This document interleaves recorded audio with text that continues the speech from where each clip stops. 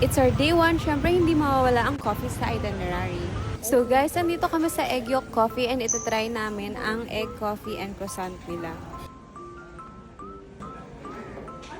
Thank you to Wi-Fi PH kasi sobrang bilis ng internet connection namin. Nagustuhan ko naman guys yung egg coffee and hindi siya matapang. Parang mas nag-overpower yung egg. Pero yung egg guys, kalasa niya yung creme brulee. Ganun yung lasa niya na malalasahan mo yung egg yolk. So, after namin mag-coffee, pupunta na kaming Tran Quang para mag-shopping. Ito yung unang gastos ko, guys. Pinag-iisipan ko kung silver o yung red na doll shoes. Ayun, kinuha ko na yung silver na doll shoes since wala pa ako nun. Nung first day series lang yung nakabili ng dress dito. And then, next day, ako na yung bumili. Dalawa pa, guys.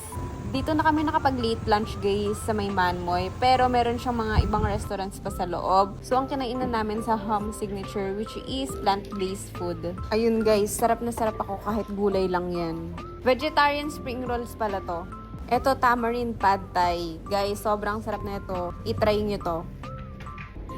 Ito naman hot pot nila na puro mushroom. Ganito yung itsura. Napadami ako ng kain ng mushroom dito guys. Nagpa-reserve na rin kami ng dinner namin pang kinabukasan guys kasi sobrang daming tao lagi dito sa Manmoy. So guys, 4 pala na restaurants ang meron sa loob. Lately guys, nahihiligan na ako sa photo booth. So kung may kasama kong ibang tao, nagyayaya ako na mag-photo booth kami para may remembrance lang.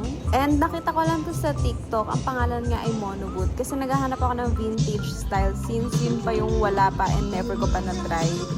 From Mono Booth, nilakad lang namin papuntang the new playground. Pero wala ako nabilib dun guys kasi hindi ko siya trip. Ang technique pag tumatawid kayo guys, kailangan unahan nyo sila para sila na yung hihinto. And then dito na kami nag-dinner sa Secret Garden na umakyat na naman kami ng hagdanan. Sobrang sarap ng dinner namin na to guys. I think ito yung top 2 na kinainan namin na masarap. Pero buti na lapit niya lang sa diba?